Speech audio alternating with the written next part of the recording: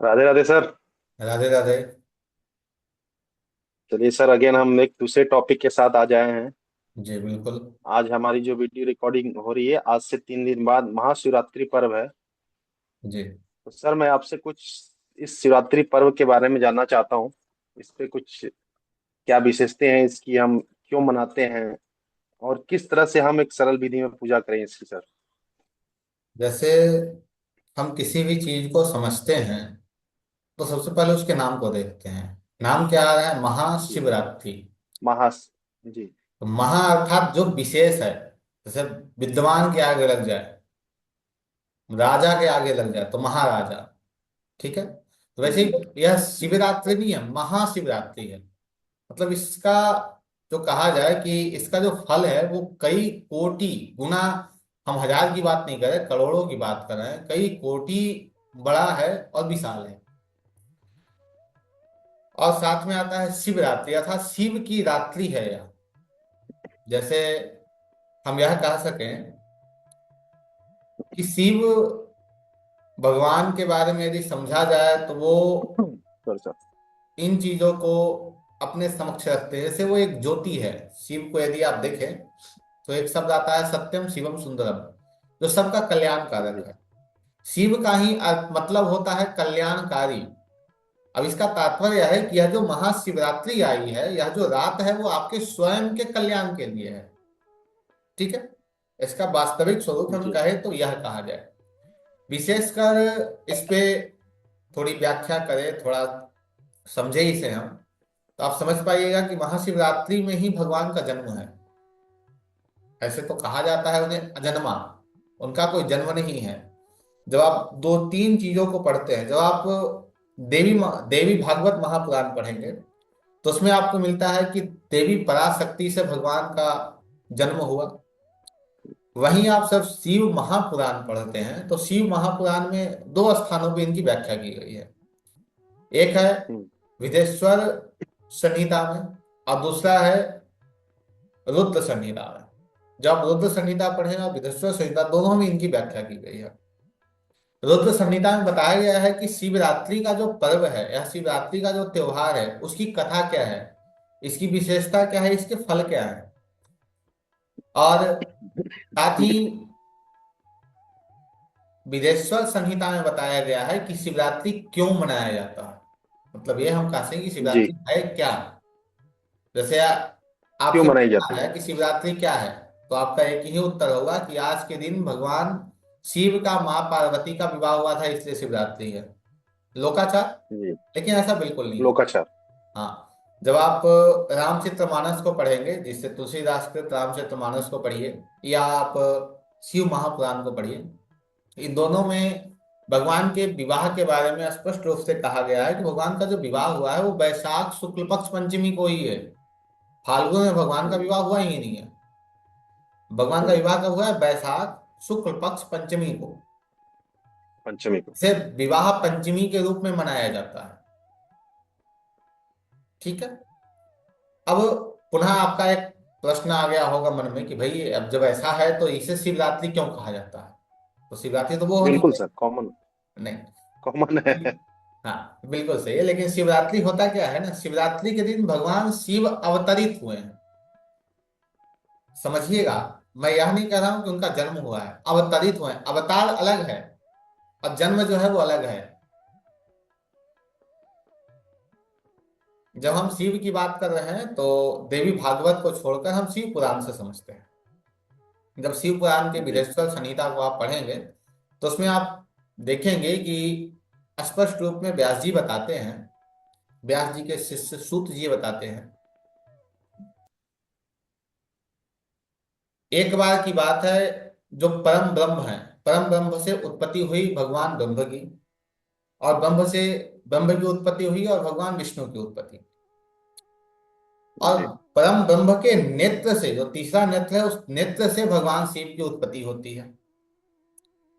यह हम शिव पुराण को समझे तो शिव पुराण का, जैसे आप पढ़िए, भागवत जी को पढ़िए, भागवत महापुराण को। भागवत महापुराण कहता है कि सर्वे सर्वा कोई देवता है तो भगवान नारायण है। देवी भागवत को पढ़िए, देवी भागवत में कहा जाता है सर्वे सर्वा जो देवता है वो कोई नहीं है, परम ब्रह्म परमात्मा माँ जगदम्बा है। वैसे ही आप शिव पुराण को पढ़ते हैं तो शिव पुराण में स्पष्ट रूप में यह उल्लेख है कि सर्वे सर्वा जो सर्वेश्वर है, सभी के जो ईश्वर है वो कौन है, भगवान शिव है। तो परम जी। ब्रह्म ही शिव है, और उसी शिव से दो हुए, ब्रह्म हुए और नारायण हुए। और उसी परम ब्रह्म ने अपने आप को तो पुनः प्रकट किया संहारक के रूप में, एक को क्रिएशन दे दिया, एक को पालनहार बना दिया और स्वयं संहारक बन गए। सभी को अलग अलग दायित्व दे दिया गया। ब्रह्म को अलग दायित्व दिया गया, भगवान विष्णु को अलग दायित्व दिया गया। तो ये दोनों में आपस में, जैसे आज के शब्दों में हम कहें तो विद्रोह, विवाद हो गया कि भाई शिव को सबसे बड़ा कौन है? स, वो तो है ही। दूसरा विवाद यह है कि भाई शिव को कौन जानता है। अच्छा। अब जब विवाद हुआ, विवाद बहुत बहुत विशाल चला गया, सभी देवता भयभीत हो गए, कहीं बात बहुत आगे ना बढ़ जाए। तो भगवान शिव क्या करते हैं वहां कि एक ज्योति प्रकट करते हैं, एक दिव्य ज्योति, एक फायर आता है बीच में। और वो फायर जो है वो ऊपर और नीचे है। ब्रह्म और भगवान नारायण देखते हैं कि ये अग्नि है कहां तक, अर्थात शिव कहां तक है वो देखा जाए। तो शिव को देखने के लिए भगवान ब्रह्म जो है ऊपर की ओर भागते हैं, भगवान नारायण नीचे की ओर जाते हैं। नीचे देखते हैं तो जब आप पढ़ते हैं आपका ये भगवान शिव की आरती, तो उसमें आता है आदि, अनामय, अभिचल, अविनाशी। जो आदि है, जो अनादि है, जिसका कोई अंत नहीं है, अंत अनामय नहीं है, है। और जो अविनाशी है। और वही शिव को जब नारायण और ब्रह्म देख रहे हैं तो ब्रह्म देख रहे हैं ऊपर चले जा रहे हैं, अंत का पता ही नहीं, नीचे जा रहे हैं भगवान नारायण, अंत का पता ही नहीं। तो दोनों खड़े हो जाते हैं और स्तुति भगवान का करने लगते हैं कि भाई आप ही बताइए आप क्या हैं। तो उनकी स्तुति भगवान सुनते हैं और भगवान बहुत छोटे आकार के हो जाते हैं, निराकार। तो जो दो स्वरूप बताए गए हैं देवता के, भगवान के, देवता अलग है भगवान अलग है, देवता के दो स्वरूप बताए गए, एक निराकार एक साकार। तो जब भगवान का एक साकार स्वरूप है और वहीं पे एक निराकार स्वरूप प्रकट हुआ है एक शिवलिंग के रूप में। शिवलिंग को यदि देखा जाए तो ज्योतिर्लिंग, जो इसमें ज्योति है, तो वही बात, एक ज्योतिर्लिंग का प्रादुर्भाव हुआ और भगवान अपने आप को एक शरीर से, साकार से निर्विकार में लेकर आए, निराकार में लेकर आए। और वह जो तिथि था, वह जो समय था, वही महाशिवरात्रि। तो कहा जाए उस धन्यवाद सर। परम परमात्मा ने पुनः अपने आप को उस परमात्मा से जोड़ा। तो इसीलिए इस महाशिवरात्रि को जागृति कही जाती है कि आप इस दिन अपने आप को जागृत कर सकते हैं, अपने आप को बहुत बेहतर बना सकते हैं। इसका यह एक प्रयोजन है। दूसरा एक प्रयोजन है, जैसा हमने कहा रुद्र संहिता। तो रुद्र संहिता में आप देखेंगे एक कथा आती है शिकारी की। एक शिकारी है और वह जो शिकारी है वह बहुत ज्यादा भूखा है और साथ में देख रहा है कि भाई हमारा जो कुटुंब है, हमारा जो परिवार है, उसका भरण पोषण पालन कैसे होगा जब तक हम शिकार नहीं करेंगे। वो जंगल में चला जाता है शिकार खेलने के लिए, और शिकार करने के लिए जंगल में जाकर देखता है कि एक नदी है, नदी के पास में एक बेल का पेड़ है, बिलपत्र का पेड़ है। उसी बेल के पेड़ के ऊपर चढ़ के बैठ जाता है कि कोई ना कोई जानवर तो यहाँ जल पीने आएगा, जो पीने आएगा उसे ही मार डालेंगे। एक हिरन आती है, एक हिरनी आती है। हिरनी आती है, वो जैसे ही जल पीने के लिए नीचे झुकती है तो ऊपर जो शिकारी बैठा है वो अपने बाण को खींचता है चलाने के लिए कि हिरनी को हम मार डालेंगे। तो जैसे ही बाण को खींचता है तो पेड़ में हलचल होती है। किस पेड़ पे बैठा है वो, बिलपत्र के पेड़ पे है, और पेड़ में हलचल हुई। और जब आप देखेंगे, जब आपका रात के समय कुछ ओस पत्ते पे होते हैं, ठीक है, तो वही जो जी सर। ओस है, जो जल है, जल है और एक बिलपत्र, ठीक नीचे बेल के वृक्ष के ठीक नीचे एक शिवलिंग होती है। और उसी शिवलिंग पे बेलपत्र और जो ओस का जल है भगवान शिवलिंग पे गिर जाता है। और जैसे ही आवाज आती है, आवाज आती है, वो देखती है हिरनी कहाँ है, तो हिरनी देखती है ऊपर एक शिकारी है, व्याघ्र है, जो हमें मारने को निशाना साधे बैठा है।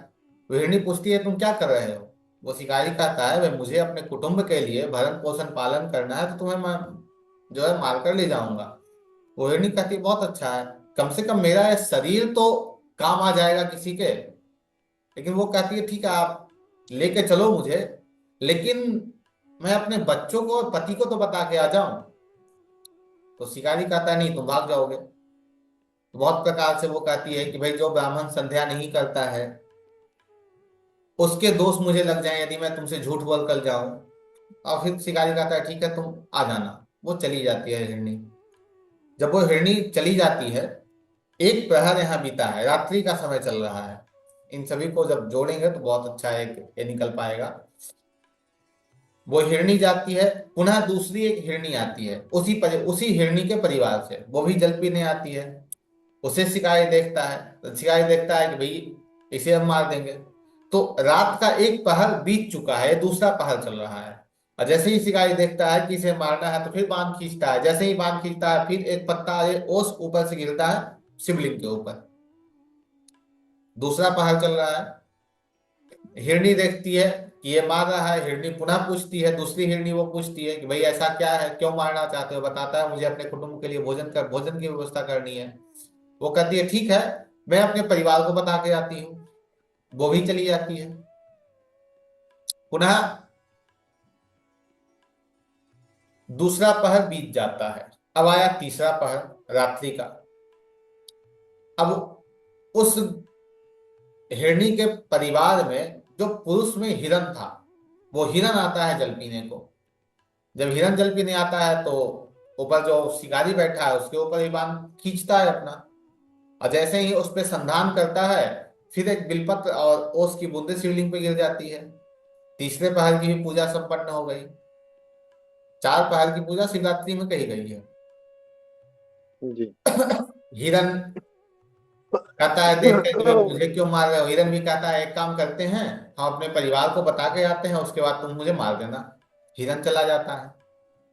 और वो तीनों एक ही परिवार के होते हैं। अब सब जाते हैं और जाकर देखते हैं कि भाई हम लोग सब वचन दे के आए हैं उस शिकारी को।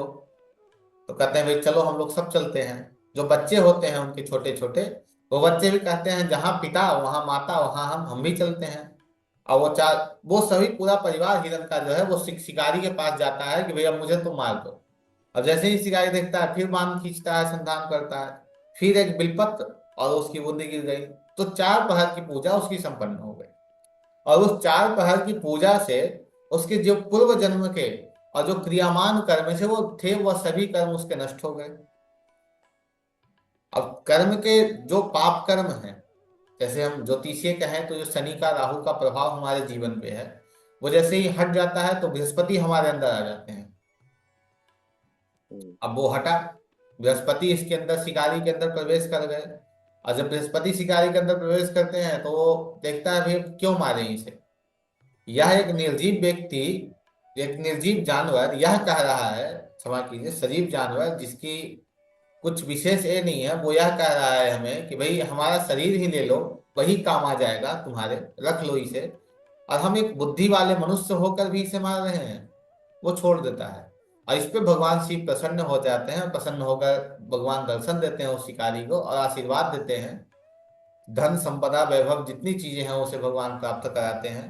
तो कहने का तात्पर्य है कि यह शिव रात्रि की कथा है। और इस कथा में आ रहा है जी। कि जो चार पहर, एक दो तीन चार, जो चार पहर रात्रि में भगवान शिव की पूजन करता है उसकी स्वयं की जागृति हो जाती है। धन वैभव तो बहुत दूर की बात है, जब स्वयं की आपकी जागृति हो जाएगी तो आपको सब कुछ मिल जाएगा। जी बिल्कुल सर।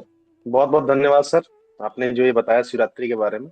जी सर इसमें आपने एक चीज और बीच में बोला, थोड़ी सी मेरी जिज्ञासा इसमें और बढ़ गई। आपने कहा देवता और भगवान। जी। सर इसमें क्या अंतर है, या क्या मतलब दोनों में इसकी अंतर है। क्या व्याख्या है इनका, इनके क्या गुण रहस्य हैं? बिल्कुल। जैसे आपने सुना होगा, बार बार कहा जाता है 33 कोटि देवी देवता। ठीक जी। है। तो 33 कोटि जो देवी देवता हैं, वह अलग व्यवस्था है। देवता की अलग व्यवस्था है, भगवान की अलग व्यवस्था है। ठीक है। 33 कोटि देवी देवता में आते हैं अष्ट वसु, एकादश रुद्र, द्वादश आदित्य, 12 हम्म। और 11। 11 एक 12 एक 13, 13 10 23, 23। दो अश्विनी 23। कुमार 25, और अष्ट वसु 8। ये हो गए 33। 33। यही 33 कोटि देवी देवता जिनके बारे में इतनी हाँ। व्याख्या की जाती है। इसमें भगवान शिव कहीं आए, रुद्र एकादश रुद्र हम्म। आया है, शिव नहीं आया है। दोनों में अंतर है। रुद्र। जी। नारायण आए कहीं, ब्रह्म आए कहीं, जी। नहीं आए हैं। नहीं।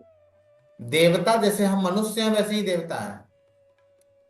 देवता जी। की भी मृत्यु होती है, देवता का भी जन्म होता है। हम्म।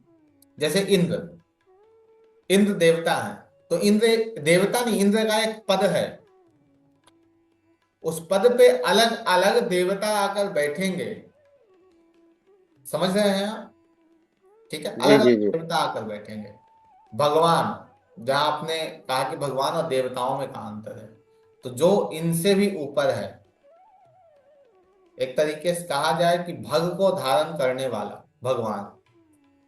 अब भग को ज्यादा यह ना करके हम सिर्फ इतने में शब्दों में आपको समझाएं कि वह भगवान वह होते हैं जिसमें उत्पत्ति की शक्ति हो। पिता को भगवान कहा गया है, देवता नहीं कहा गया। जी। माता को भी भगवान। भगवान कहा गया है, उत्पत्ति की शक्ति है उनमें। अब उनसे मेरे लिए वो भगवान है। तो जिनमें उत्पत्ति की शक्ति हो वो भगवान है, और जो देने वाला है वो देवता है। आपने देखा होगा गांव मोहल्ले में लोग देवता को बोलते हैं देवता। ठीक है। हम्म। देवता को देवता अर्थात जो देने वाला है। तो अलग अलग। तो ब्रह्म जो है वो भगवान है, भगवान नारायण जो है वह भगवान है, भगवान शिव जो है वह भगवान है। और उससे नीचे जितने भी आ गए हैं, जैसे वरुण है, कुबेर हैं, या फिर हम कहें आपके इंद्र हैं, सॉरी। यह सभी देवता हैं, भगवान नहीं है। इनकी भी एक जी। आयु निश्चित है। जैसे ब्रह्म है। एक और बात मैं इसमें ऐड करना चाह रहा हूं जो बीच में छूट रहा है। ब्रह्म की भी एक आयु होती है। भगवान शिव और नारायण की आयु नहीं है सिर्फ। ये दो को ही हम्म। कहा गया है कि भगवान में रखा गया है। भगवान ब्रह्म की भी आयु है। ब्रह्म के बारे में कहा जाता है, जैसे पंडित जी संकल्प कराते हैं तो उसमें आप सुनते होंगे, तो उसमें आता है ओम विष्णु विष्णु विष्णु श्रीमद्भगवत महापुराण पुरुषोत्तमस्य विष्णु राज्ञः प्रवर्तमानस्य ब्रह्मणो अहि द्वितीय प्राराधे। ये ब्रह्म का कौन सा प्रारब्ध चल रहा है? दूसरा द्वितीय प्रारब्ध है, श्री श्वेत 12 कल्पे। या कौन सा कल्प चल रहा है? 12 कल्प चल रहा है। श्री श्वेत 12 वैवस्वत मनमंतरे। वैवस्वत मनमंत्र अर्थात यह जो मनमंत्र है, जैसे आपने पढ़ा होगा, जैसे ऐसे लोग प्रश्न भी करते हैं कि भाई मनुष्य के पूर्वज कौन है, तो कहा जाता है मनु और शत्रुपा के बारे में, राजा मनु जी। और रानी शत्रुपा के बारे में। औसत रुपये। ठीक है। लेकिन इस कलयुग के, ये जो जिस कलयुग में हम जी रहे हैं, इस कलयुग के मनु कौन है? बताइए। नहीं सर। इस कलयुग के मनु नहीं आइडिया। वैवस्वत हैं, वैवस्वत मनमंतरे। वैवस्वत नाम है इस कलयुग के मनु का। अर्थात जिस ओके। शरीर से ये पूरा ब्रह्मांड, मतलब जितनी जनसंख्याएं हैं पूरे विश्व की, वो वैवस्वत से है। वैवस्वत मनमंतरे अष्टविंशति तमे। ये कौन सा कलयुग है? 28वां है। अष्टविंशति तमे कलयुग है, कली प्रथम चरण है, और उसका प्रथम चरण है। तो इससे थोड़ा समझने का प्रयास कीजिए, तो यह बता रहा है कि ब्रह्म का दूसरा प्रारब्ध चल रहा है, अर्थात कि उस ब्रह्म की आयु भी आपकी फिक्स है। उस ब्रह्म की जो आयु वो भी फिक्स है कि इतने चतुर्गुणी युग को वो हैंडल कर सकते हैं, देख रेख कर सकते हैं। लेकिन भगवान शिव और नारायण की आयु फिक्स नहीं है, वो विशाल है, विस्तार है, उसका कोई अंत नहीं है। इनका कोई होता। सर, ये शिवरात्रि की पूजा विधि के बारे में आपने तो बहुत अच्छा से व्याख्या कर दिया। आपने जो शिवरात्रि की कथा बताई उसमें क्या क्या पूजा करनी चाहिए, मतलब बहुत ही सिंपल तरीके से। फिर भी मैं चाहूंगा सर थोड़ा पूजा विधि पे कोई टिप्पणी दें, इस पे थोड़ा देखिए, सा क्या। जैसे पूजा विधि पे देवताओं की पूजा तीन चार प्रकार से कही गई है। एक है मन से पूजा, जी। मनसा परिकल्पित, जो आपकी इच्छा है बोल दीजिए। भगवान शिव बहुत भोले हैं, उनका एक आता है शिव मानस पूजा, ठीक है। उसमें आता है रत्न कल्पित हिम जले स्नानम च दिव्यांबरम नाना रत्न विभूषिताम मृगमदा मोरांतिकम चंदनम जाति चंपक बिल्व पत्र रचितम पुष्पम च धूपम तथा द्वीपम देव दयानिधे पशुपदे। इसका तात्पर्य है कि जो भी चीजें मैं आपको चढ़ा रहा हूं, जो दे रहा हूं, वो सब मन से है। शिव मानस पूजा है। इसमें यह भी आता है 100 वर्णे नवरत्न खंड रचिते। 100 वर्ण, जिसमें नौ नौ नौ प्रकार के रत्न लगे हैं, नवरत्न खंड रचिते। पात्रम घृतम पायसम, वैसे पात्र में आपको पायस प्रदान कर रहा हूं, लेकिन कैसे? मन से। तो एक मन की पूजा है। आप मन से भगवान को निवेदित, जो आपकी इच्छा है वो कीजिए, पूरा ब्रह्मांड कर दीजिए। लेकिन वहां समर्पण होना चाहिए, एक भाव होना चाहिए, बिना भाव के पूजा नहीं है। जी। दूसरा जो हमने बताया कि भाई एक बिलपत्र और थोड़ा सा जल भगवान को चढ़ा दीजिए, लेकिन कैसे? 4 प्रहर में, 12 घंटे में 4 प्रहर, शाम 6 बजे, जी। 9 बजे, 12 बजे, सुबह 4 बजे, ये 4 प्रहर में भगवान को निवेदित कीजिए शिवरात्रि में। दूसरा कहा जाता है पंचोपचार पूजा, जो पांच पांच चीजें से पूजा हो जाए। जैसे फूल है, आपका धूप दीप प्रसाद, इन चीजों से, अक्षत रोली, इन चीजों से पूजा कर ली जाए। षोडशोपचार पूजा, जो 16 प्रकार से पूजा की जाए। राजोपचार पूजा, जिसमें 56 प्रकार से पूजा की जाए। तो ये तो बहुत अलग है। बहुत सिंपल से ऐसे कुछ चीजें मैं आपके समक्ष रखना चाह रहा हूं, जिसे आप भली भांति समझ कर, जैसे हम यह कह सकें कि आप कुछ चीजें भगवान को निवेदित करके आप बहुत अच्छे तरीके से उस महाशिव से जुड़ सकते हैं। जैसे जिस देवता का जिस दिन जन्म हुआ है, या निराकार स्वरूप में भगवान आए, शिव पुराण की हम माने तो शिव पुराण के अंतर्गत नारायण, भगवान नारायण को, ब्रह्म को जो चीजें दी गई, और भगवान ब्रह्म ने और भगवान नारायण ने जिन चीजों से उनकी पूजा की, यदि उन्हीं चीजों से हम भगवान की पूजन करें, तो मैं यह कह सकता हूं कि निसंदेह वो सारी चीजें आपको प्राप्त हो जाएंगी जिनकी आपको अभिलाषा है, कामनाएं हैं। लेकिन फेद होना चाहिए, विश्वास होना चाहिए। क्यों कहा जाता है वो संकल्पेन कैसे? सर्विदम तो विभो पूजा गृहाना प्रभो। ठीक है, चलिए। वो क्या चीजें हैं सर? जैसे सबसे पहले फूल की माला है, जी। और भगवान को नूपुर बहुत पसंद है। भाई कोई व्यक्ति ऐसे हो आगे जाकर वीडियो में जिन्हें लगे कि भाई ये क्या है, नूपुर अर्थात पायल। पायल, अच्छा। यज्ञोपवीत, भगवान तांडव करते हैं ना, यज्ञोपवीत।